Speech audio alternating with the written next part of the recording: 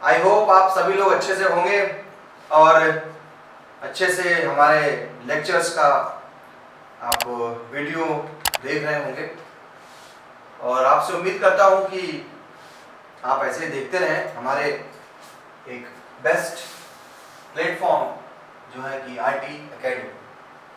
और मैं RT academy की तरफ से आपका बायोलॉजी टीचर नागेंद्र साहब।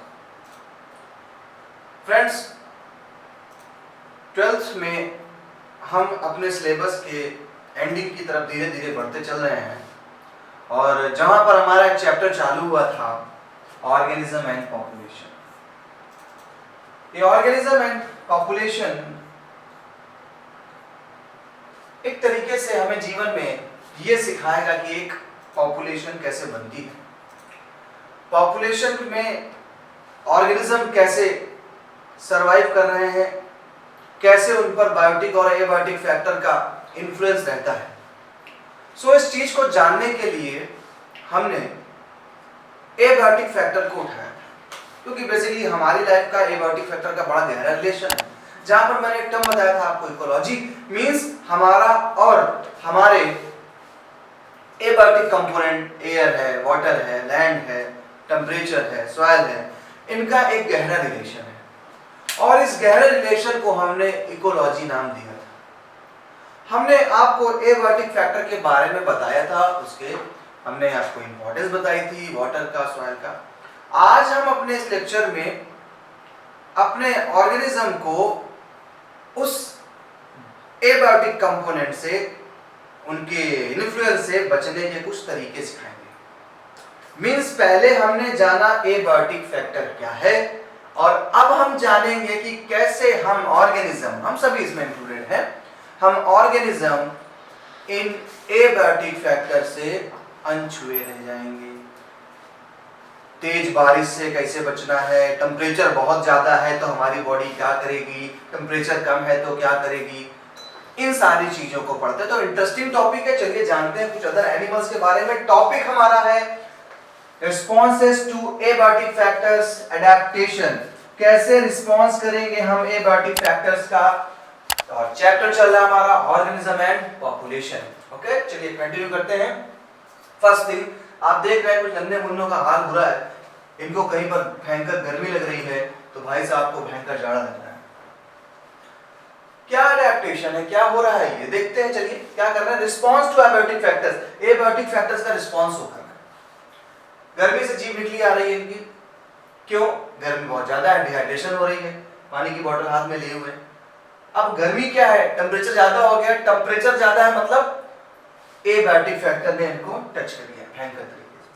मेरे भाई साहब को सर्दी लग रही, भयंकर कांपे जा रहे हैं, यहाँ पर भी एबायोटिक फैक्टर्स का इन्फ्लुएंस पहुंच देखने को मिल रहा है। तो हमारी बॉडी में सर्दी बहुत लग रही है, गर्मी लग रही है, वो सब एबायोटिक फैक्टर का इन्फ्लुएंस है। तो organism maintain a constant internal environment. गर्मी इतनी है लेकिन फिर भी अगला जिंदा है। इसके जिंदा होने के पीछे कारण है, क्यों, क्योंकि हमारी बॉडी में एक भगवान ने एक ऐसा सिस्टम डाला है जिस सिस्टम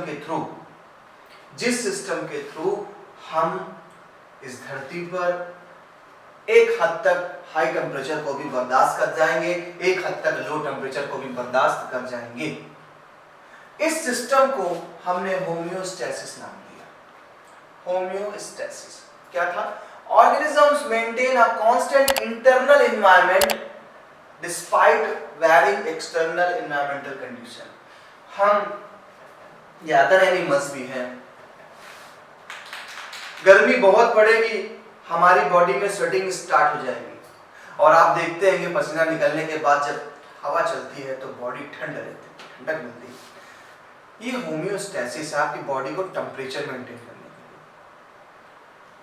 विंटर सीजन आ गया है, विंटर सीजन में आप देखेंगे कि आपकी बॉडी नॉर्मल डेज की कंपैरिजन में ज्यादा गर्म रहेगी, नॉर्मल एटमॉस्फेयर कंडीशन, जैसे गर्मी में बॉडी आपकी ठंडी रहेगी, लेकिन यही सर्दियों में बॉडी आपकी हीट रहेगी। क्या कर रही है, होम्योस्टैसिस सिस्टम है। मीन होम्योस्टैसिस का मतलब है जब आपकी बॉडी का एक ऐसा सिस्टम जो आपकी बॉडी के इंटरनल एनवायरनमेंट को कांस्टेंट रख रहा है, वो नहीं बदलने दे रहा है। ऐसा नहीं कि बाहर सर्दी हो गई तो आप भी अंदर से खून आपका जम गया, नहीं, खून तो अपना सर्कुलेट होता रहता है। इसी चीज को बोला गया है होम्योस्टैसिस। तो यहाँ पर एक पॉइंट देखिए, मैं कई बच्चों से मुझे रिव्यू मिला है कि सर के नोट्स भी उस टॉपिक पे रहते हैं, तो ये उनके लिए बहुत अच्छी चीज रही, क्योंकि उन्हें कहीं भटकना नहीं पड़ रहा है। आराम से पॉज करके आप हमारे इस टॉपिक से नोट्स बना सकते हो, बहुत से बच्चे बना रहे हैं। क्लियर? तो organism maintain a constant internal environment called homeostasis despite varying external environmental condition. This is possible by following process. ये इतनी चीजें करके आप बर्दाश्त कर रहे हैं, आप जिंदा हैं इस एनवायरनमेंट में। क्या क्या चीजें करनी है? या तो आप रेगुलेट करिए, या तो आप रेगुलेट करिए, जैसे फैन का रेगुलेटर होता है, तेज करने की इच्छा है तेज कर दिया, धीरे करने की इच्छा है धीरे कर दिया। ऐसे ही अगर आपकी बॉडी के टेम्परेचर भी रेगुलेट कर सके आप, तो आप इस कैटेगरी में आएंगे और आप होम्योस्टैसिस बरकरार रख सकते हैं। या तो आप कन्फॉर्मर हो जाइए, या फिर आप माइग्रेट कर जाइए। इंडिया के किसी पार्ट में बहुत ज्यादा गर्मी पड़ रही है, लोग क्या करते हैं, समर वेकेशन में चले गए किसी हिल स्टेशन पे, माइग्रेट कर गए, टेम्परेचर नहीं बर्दाश्त हो रहा। ये तो एक एग्जांपल दे रहा हूं, ये हालांकि बर्ड्स में ज्यादा पाया जाता है माइग्रेशन। तो माइग्रेट कर गए, जगह छोड़ दिया आपने। सेम है, सस्पेंड होता है कि हम अपनी फिजिकल एक्टिविटी छोड़ देंगे, हम बैठ जाएंगे बंद होकर के कहीं पर। तो जब बैठ जाएंगे बंद होकर के, तो वो सस्पेंड को शो करेगा। इन चार चीजों को समझना है। रेगुलेट क्या है, कंफर्म क्या है, माइग्रेट क्या है, सस्पेंड क्या है, चारों को समझ जाएंगे, मैटर भी सॉल्व। चलिए उठाते हैं सबसे पहले रेगुलेट करने की बात। अरे भाई, इन लोग को देख के तो जाड़ा लग रहा है, आग निकल रही बदन से इनके, भयंकर। ठीक है भाई। It is the maintenance of homeostasis by physical and behaviour means ये होम्योस्टैसिस के रेगुलेट करने की बात है, यानी तुम्हारी बॉडी को रेगुलेट करना पड़ेगा, तुम्हारी बॉडी को रेगुलेट करना पड़ेगा। तो फिजिकली और बिहेवियरली आप रेगुलेट करते हैं। फिजिकली कैसे? आपने देखा होगा सर्दी के टाइम आप कांप लेते हैं, तो आपकी जो मसल्स होती है उसमें कंस्ट्रिक्शन स्टार्ट हो जाता है, और जब भी मस्कुलर एक्टिविटी होगी तो आपकी बॉडी में हीट पैदा होगी। इसलिए कपकपाने से आपकी बॉडी में हीट पैदा होती है, कपकपाने से आपकी बॉडी में हीट पैदा होगी, जिससे आप बचे रहेंगे। ये क्या है? आपने फिजिकली बिहेवियरली चेंज किया है। स्वेट का आना फिजिकली बिहेवियरली चेंज है आपका। तो ये रेगुलेट करने के तरीके हैं। तो एक रेगुलेट आप फिजिकली और बिहेवियरली करते हैं। It ensures constant body temperature thermo regulation. अगर आप टेम्परेचर कंट्रोल करते हैं तो आप थर्मो रेगुलेटर्स हैं, और अगर आप किसी ऑस्मोटिक कंसंट्रेशन को बैलेंस करते हैं तो ऑस्मो रेगुलेशन। रेगुलेशन दोनों जगह है। आप अपनी बॉडी के ऑस्मोटिक कंसंट्रेशन को रेगुलेट करते हैं, ऑस्मो रेगुलेशन। आप टेम्परेचर कर रहे हैं तो thermoregulation. Example are birds and mammals, very few lower vertebrates and invertebrates. हम इंसान और बर्ड्स में ये सुधार दी गई है होम्योस्टैसिस की। बाकी बहुत ही कम है जो वर्टिब्रेट्स या इनवर्टिब्रेट जो ऐसी सुविधा को रखते हैं। ठीक है, तो यहाँ पर होम्योस्टैसिस क्लियर होता है, और होम्योस्टैसिस हमने जान लिया कि कैसे हम रेगुलेट करें। तो वहाँ दो पॉइंट हमें पढ़ने को मिलेंगे, एक है थर्मो रेगुलेशन, एक ऑस्मो रेगुलेशन। चलिए थर्मो रेगुलेशन पढ़ते हैं। मैमल्स जानते हैं जो भी ऑर्गेनिज्म बच्चे देते हैं, यानी बेबी लेइंग होते हैं, जिन भी ऑर्गेनिज्म की मैमरी ग्लैंड्स होती है वो मैमल्स में रखे जाते हैं। तो क्या कह रहे हैं मैमल्स के बारे में? The success of mammals is mainly due to their ability to maintain a constant body temperature, that's been homeostasis. Homeostasis एक बड़ी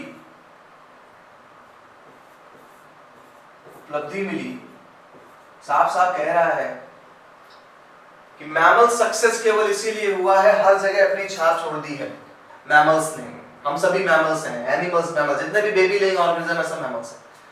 कह रहा हूं उनके सक्सेस होने का कारण यह है कि वो अपने बॉडी के टेम्परेचर को मेंटेन कर सकते हैं। जैसे in summer, when outside temperature is more than body temperature, अगर बाहर का टेम्परेचर यानी कि हमारी बॉडी का टेम्परेचर है 37 डिग्री सेल्सियस, ओके, कह रहा when outside temperature is more than body temperature, बाहर का टेम्परेचर ज़्यादा हो गया, चला गया 40 डिग्री सेल्सियस, गर्मियों में 45, 50 पहुंच जाता है, तो स्वेटिंग होती है। स्वेटिंग मतलब पसीने का आना। स्वेटिंग हो जाएगी, आपकी बॉडी ठंडी हो जाएगी, आप रिलैक्स फील करेंगे। तो पसीना कहीं ना कहीं आपके लिए अच्छा होता है, जिससे कि आपकी बॉडी को कूलनेस प्रोवाइड होती है। विंटर सीजन में टेम्परेचर चला गया 37 से below 9 degree 2 degree local temperate region में। अब ऐसी कंडीशन पे आपको शिवरिंग होगी। शिवरिंग मैंने बताया कि शिवरिंग से आपकी मसल्स में वाइब्रेशन होता है, मसल्स एक्टिव होती हैं, और जब मसल्स एक्टिव होती हैं तो वो हीट जनरेट करती हैं, इसलिए आपकी बॉडी में शिवरिंग होती है। ओके,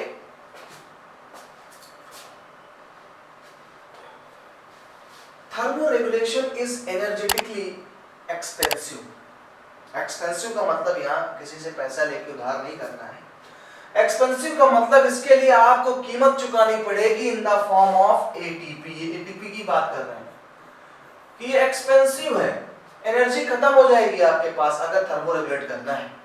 इसीलिए मैं आपको एक अंदर की बात बताऊं कि आप देखेंगे ठंडियों में हमें भूख ज्यादा लगती है, बिकॉज ठंड में बॉडी को टेम्परेचर जो है वो टेम्परेचर, बाहर तो बहुत ठंडी है, आपकी बॉडी को शिवरिंग करना पड़ेगा, बॉडी को बहुत एनर्जी लगानी। क्यों?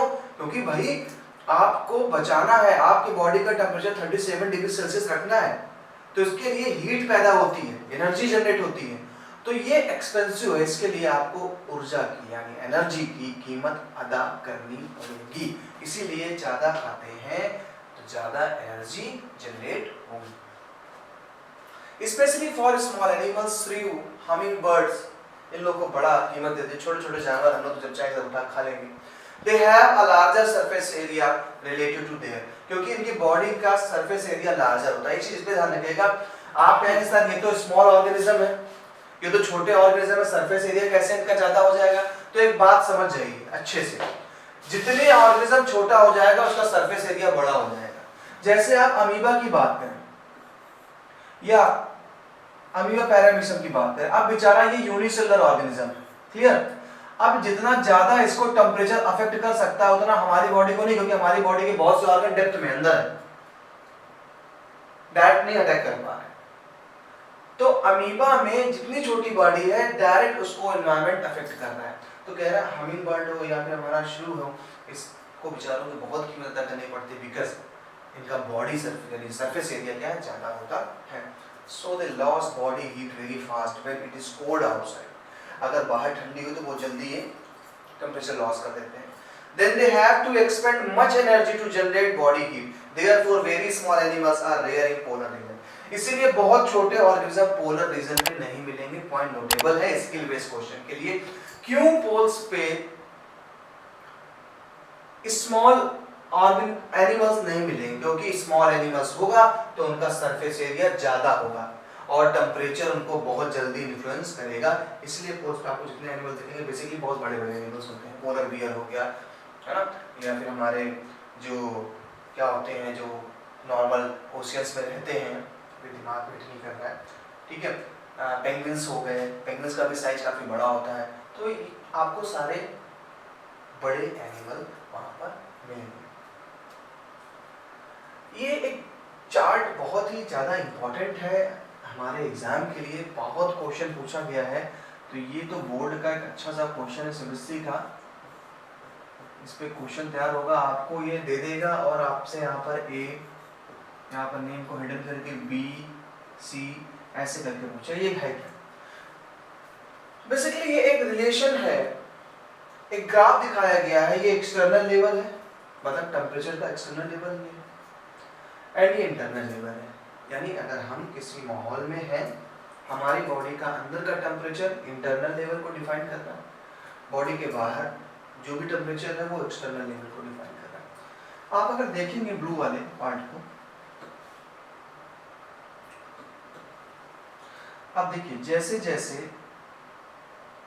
टेम्परेचर बढ़ रहा है, ये एक हद तक इनका भी बॉडी का टेम्परेचर बढ़ता गया, इंटरनल लेवल देखिए बढ़ता गया, एंड ये फिर से कांस्टेंट हो गए।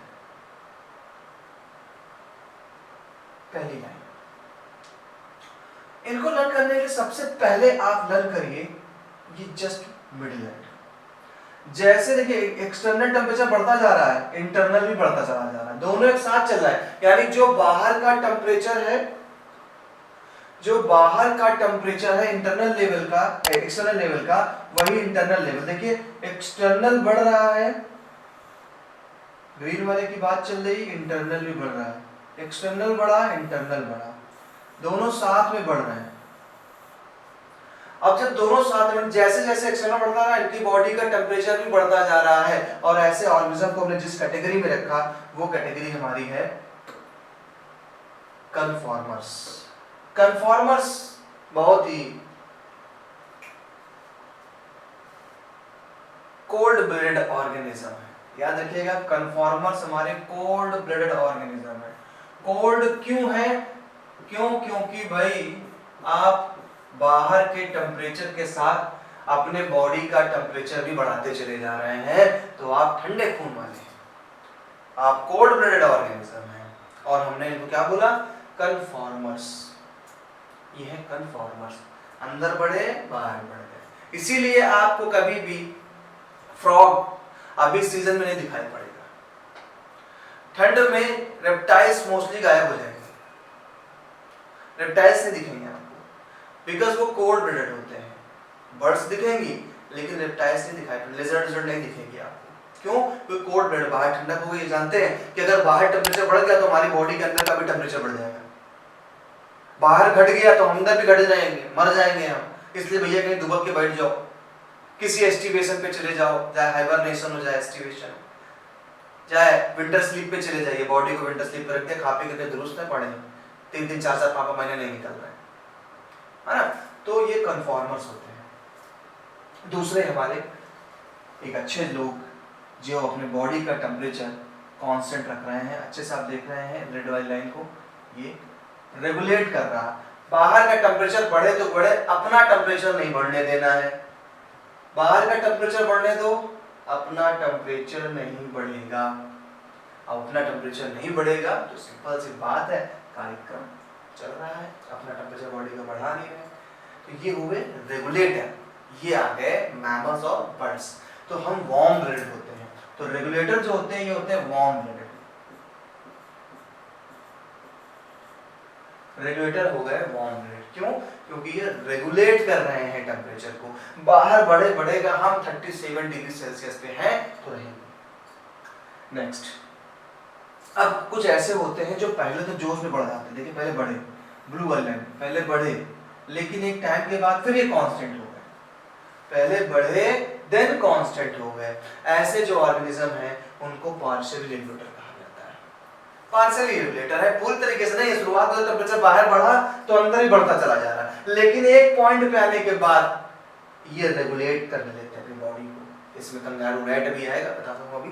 तो ये है पार्शियल रेगुलेटर। तीन हो याद रखिएगा, कन्फॉर्मर, रेगुलेटर, पार्शियल रेगुलेटर। तो सबसे पहले कन्फॉर्मर को भेज दीजिए, सीधे टेम्परेचर बढ़ रहा है बाहर, इंटरनल बढ़ रहा है, सीधे चले जाए। रेगुलेटर 20 में नहीं, कांस्टेंट है, कांस्टेंट है। एंड पार्शियल वाले पहले तो बढ़े, बाद में कांस्टेंट हो गए। ओके, देखिए वैसा चाहिए है, बॉडी टेम्परेचर सारी थ्योरी आपको मिल जाएगी, मैंने बताई अभी। अब थर्ड आता है माइग्रेट की बात करते हैं। सिंपल सी बात है, जो माहौल हमें पसंद नहीं आएगा हम उस माहौल को छोड़ दें, ये ज़्यादा बढ़िया है। ऐसे ही हमारा है एक पॉइंट माइग्रेट। माइग्रेट का मतलब समझते ही हैं, एक जगह पे छोड़ दीजिए दूसरी जगह पहुंच जाइए। इसको माइग्रेशन हम लोग बोलते हैं बहुत जगह पे। तो माइग्रेशन में क्या होता है, साइबेरियन जो क्रेन होती हैं ये बड़े दूर दूर से लंबा रास्ता तय करके चलती हैं और हमारे कियोलाडो नेशनल पार्क भरतपुर राजस्थान तक पहुंचती है। कई हजार किलोमीटर की डिस्टेंस को तय करके ये सर्दियों में, क्योंकि वहां बहुत ज्यादा ठंड पड़ जाती है साइबेरिया में, तो वहां से सोचिए कियोलाडो नेशनल पार्क भरतपुर राजस्थान तक आती है। Hosts migratory bird coming from the Siberia and other extremely cold northern regions.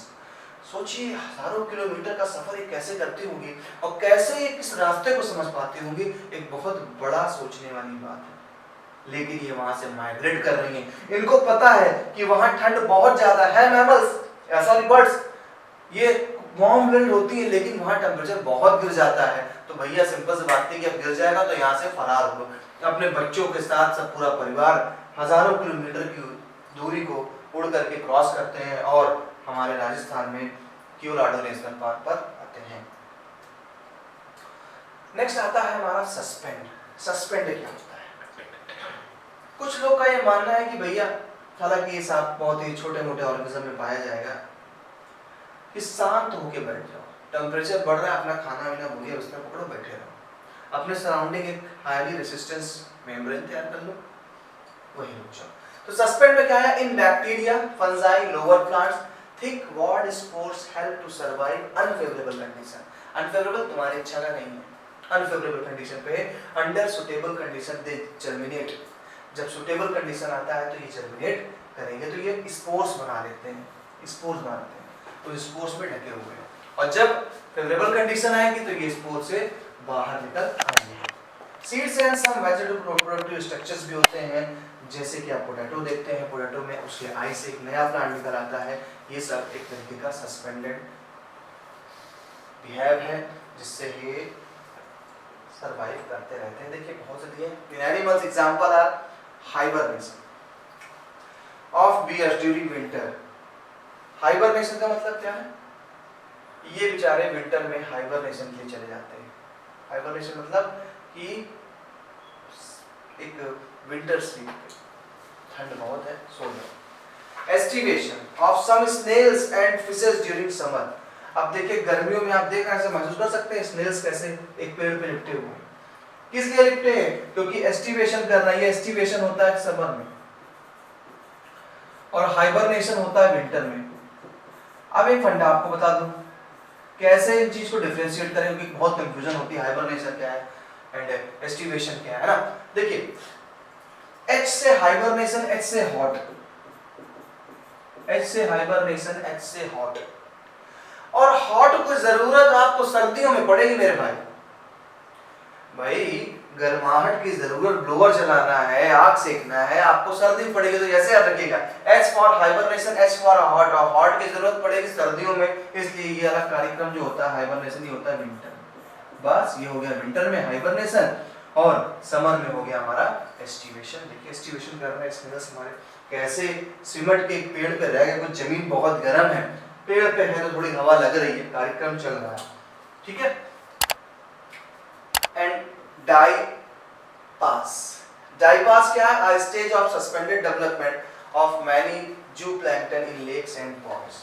ये जूप्लैंक्टन्स होते हैं, यानी तालाबों में पाए जाने वाले छोटे छोटे एनिमल्स जूप्लैंक्टन्स होते हैं। सॉरी प्लैंक्टन्स नॉट एनिमल्स, हाँ जूप्लैंक्टन एनिमल्स होते हैं। लेक्स में पॉन्ड्स में करते क्या है? डाइपॉज कर लेते हैं, अपने लाइफ की ग्रोथ को रोक देते हैं। बॉडी में कोई भी ग्रोथ नहीं की जाएगी, जब कोई ग्रोथ नहीं करनी है तो एनर्जी की जरूरत पड़नी नहीं है, तो ये अपनी लाइफ को पॉज कर लेते हैं, ठीक है।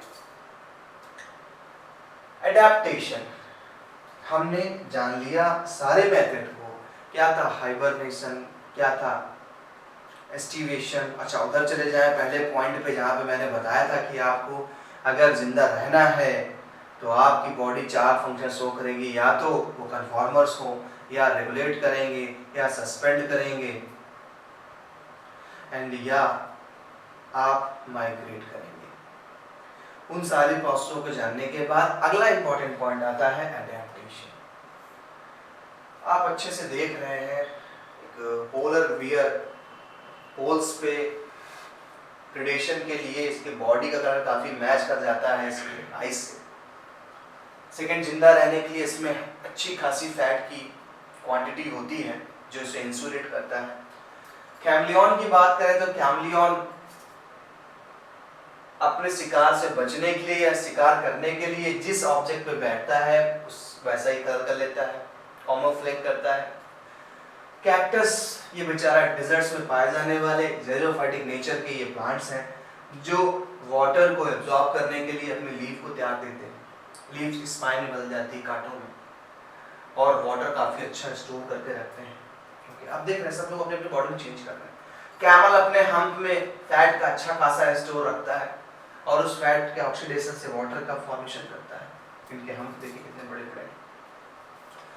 अगर आप एक डक की बात करें तो देखिए इसके जो पैर हैं, फीट हैं, वो वेब लाइक हैं, जाल जैसे जुम्मा बने हैं जिससे कि ये वाटर को एक चॉपर की तरह आराम से पीछे फेंकते तैरते हैं।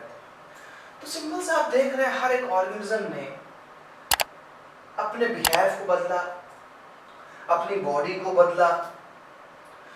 इसी को कॉमनली हमने जो टर्म दिया वो दिया एडेप्टेशन।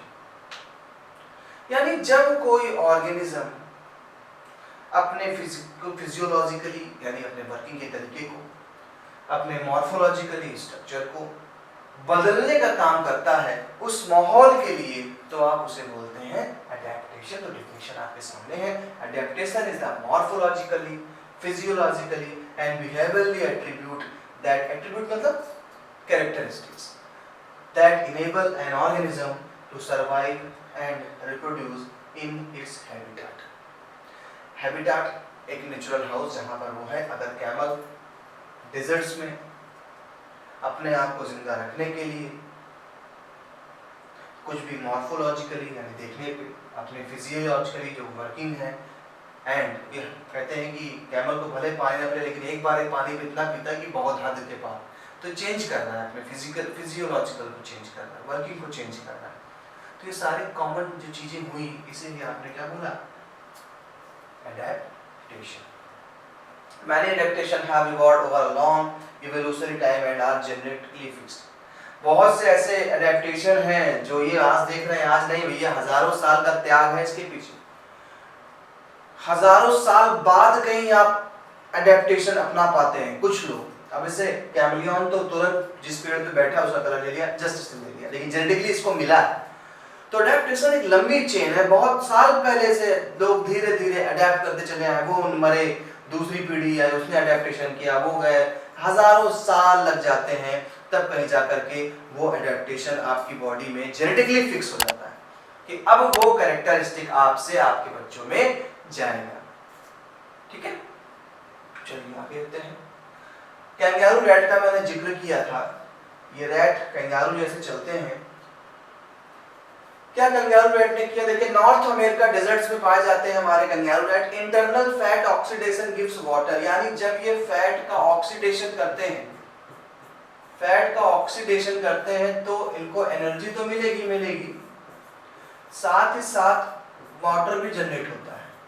शायद इसीलिए ये वाटर पीता ही नहीं है, ये सारी जिंदगी इसी वाटर से काम चलाता है। Internal fat oxidation gives water as byproduct if there is no external source of water. जब कोई बाहर सोर्स नहीं मिलेगा जब तक, तब तक ये अपने फैट को ऑक्सीडाइज कराता रहेगा, वाटर बनाता रहेगा। दूसरा, इसको एक एबिलिटी मिली है कि ये अपने यूरिन से वाटर को बहुत ज्यादा एब्जॉर्ब कर सके। हम भी एब्जॉर्ब करते हैं, इसके पास एबिलिटी ज्यादा है। So ability to concentrate urine, concentrate urine तब होगा जब उससे वाटर को एब्जॉर्ब कर लिया जाएगा। तो ये भी इनके पास व्यवस्थाएं हैं कैंगारू रैट के पास। ये एडेप्टेशन के एग्जांपल्स मिल रहे हैं।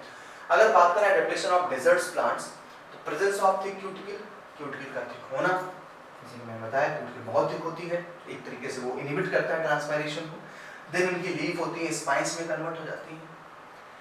फ्लैसी स्टेम होता है जो वाटर को एब्जॉर्ब करके रखता है अपने पास। आपने देखे थे प्यारे प्यारे फूल खिले कैक्टस से भी, है ना।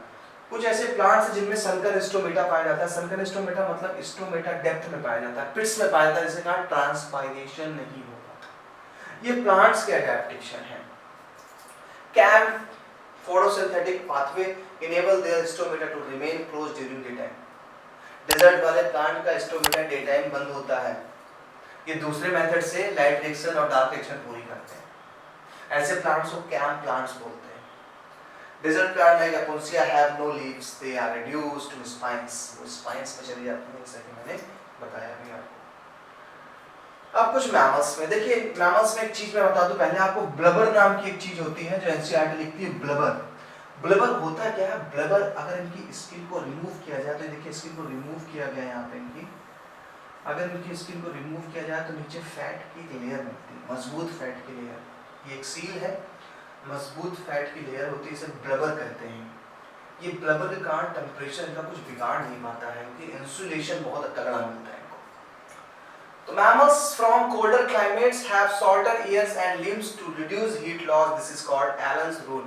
एलन नाम के साइंटिस्ट ने देखा था कि जो पोल्स पे ऑर्गेनिज्म पाए जाते हैं उनके ईयर और लिम्स छोटे होते हैं बहुत, क्योंकि ईयर का भी सरफेस एरिया ज़्यादा होगा जिससे टेम्परेचर बहुत ज़्यादा लॉस होगा इनका बॉडी टेम्परेचर, इसलिए इनके ईयर और लिम्स क्या होते हैं, स्वेड्यूस होते हैं। इसको एलन्स रूल के नाम से जाना जाता है। Aquatic mammals like seal have a thick layer of fat, thick layer of fat को बोलते हैं ब्लबर, जो मैं दिखा रहा हूँ ओरिजिनली आपको पिक में ये स्किन रिमूव करी गई है, ऊपर की स्किन हटाई गई है, तो ब्लबर आपको दिखाई पड़ रहा है। ओके, तो ये भी इनको बचा रहा है, बॉडी का टेम्परेचर दे रहा है। चलिए कुछ और आते हैं एडेप्टेशन के एग्जांपल पे, तो archaic bacteria. Archaic bacteria are found in the hot spring, ये आपको पढ़ाया गया आर्किक बैक्टीरिया मोनेरा का एक ऑर्गेनिज्म है आर्किक बैक्टीरिया। ये आर्किक बैक्टीरिया हाई टेम्परेचर में रह लेता है, बहुत हाई टेम्परेचर 100 डिग्री सेंटीग्रेड पर। इससे आर्किक बैक्टीरिया जैसे बैक्टीरिया का एंजाइम यूज किया गया था, शायद याद हो आपको, टैग पॉलीमरेज, पीसीआर है, पॉलीमरेज चेन रिएक्शन में। क्यों? क्योंकि वो डीएनए पॉलीमरेज जो एंजाइम होता है डिस्ट्रॉय नहीं होता है हाई टेम्परेचर पे, क्योंकि भैया इतना झेल लेता है ये आर्किक बैक्टीरिया की पावर है। Many fish thrive in Antarctic water, temperature below है, 0 डिग्री सेंटीग्रेड से बिलो है, तब भी क्या है वो जिंदा रहती है। देख रहे हैं फिश आप कितनी खतरनाक है, angler fish deep sea fish है, बहुत ज़्यादा समुद्र की गहराई में पाई जाती है, और समुद्र की जितनी गहराई में जाएंगे टेम्परेचर कुछ हद तक घटता चला जाएगा, तो वहाँ ये रह लेती है, सर्वाइव कर लेती हैं। Many marine invertebrates and fishes live at great depth in the ocean where the pressure is 100 times the normal atmospheric pressure। सोच लीजिए इतना प्रेशर ज़्यादा होता है कि हम लोग तो खून फेंक देंगे मुंह से। At high altitudes, एक क्वेश्चन पूछ रहा था एल्टीट्यूड सिकनेस क्या होता है, तो एल्टीट्यूड सिकनेस का मतलब होता है जब आप हाई हाइट पे जाते हैं तो आपको नौजिया, उलझन, दम फूलना, ये सारी चीज़ें चालू हो जाती हैं। क्यों? क्योंकि ऑक्सीजन लेवल वहाँ कम है, वहाँ का प्रेशर क्या है, हाई है, तो हमारी बॉडी का प्रेशर कम होता है, तो चीज़ें high pressure to low pressure चलने लगती हैं, हम सांस नहीं सही से खींच पाते हैं, लो प्रेशर रहता है हमारा। Sorry, at a high altitude place we feel altitude sickness, its symptoms are nausea, heart palpitation, palpitation का मतलब होता है तेजी से धड़कना, हार्ट पाल्पिटेशन, फटीग, थकावट महसूस होना। This is due to the low atmospheric pressure, atmospheric pressure बहुत लो हो जाता है, हमारा हाई रहता है, हमें ऑक्सीजन चाहिए, इसके अलावा ऑक्सीजन हमें कौन निकालने लग जाए, तो ऐसी कंडीशन पे आपके साथ ये घटना घट सकती है, समझ के रहें। Nausea, heart palpitation and fatigue हो जाती है। Gradually we acclimatise the situation, हम इस सिचुएशन को दूर रखने के लिए काम करते हैं, और वो काम हमारी बॉडी खुद करती है, because we are homeostasis organism, हमारी बॉडी आरबीसी का प्रोडक्शन बढ़ा देती है, और जब आरबीसी का प्रोडक्शन बढ़ने लगता है तो हम बच जाते हैं और सफिशिएंट ऑक्सीजन हमारे बॉडी में पहुंच जाती है। डेजर्ट लिजार्ड भी हैं जैसे bask in the sun and absorb heat when their body temperature is low. जब कॉमन सी चीज है जो डेजर्ट होती है, क्या करती है, डे टाइम में जब बॉडी टेम्परेचर भाई बहुत अंदर ठंड लग रही है, तो क्या करते हैं लिजर्ड बाहर आ गए सनलाइट में, बास्क लिया यानी सनबाथ ली और मूव इनटू शैडो, जब इनकी बॉडी में हीट आ गई तो फिर ये शैडो में चले गए, यानी ये यही करते रहते हैं, ठंड लगी धूप में खड़े हो जाओ, नहीं लगी तो भैया अंदर पे चले जाओ अपने छोटे से बिल में। ओके, और इस तरीके से हम अपने आज का लेक्चर का एंड करते हैं। काफ़ी अच्छे से आपने पढ़ा होगा, नोट्स बनाते चलिए क्योंकि सब थ्योरेटिकल टॉपिक्स है, यहाँ पर मैकेनिज्म कुछ नहीं है, और इसलिए मैंने आपको नोट्स प्रॉपर दे के रखे हुए हैं। तो हमारा नेक्स्ट लेक्चर फिर से आपको मिलेगा जल्दी, लेकिन उसके पहले आरटी एकेडमी को लाइक या सब्सक्राइब करना ना भूलें, शेयर करते रहें और अच्छे से पढ़ते रहें। मुलाकात करते हैं नेक्स्ट लेक्चर, तक के लिए।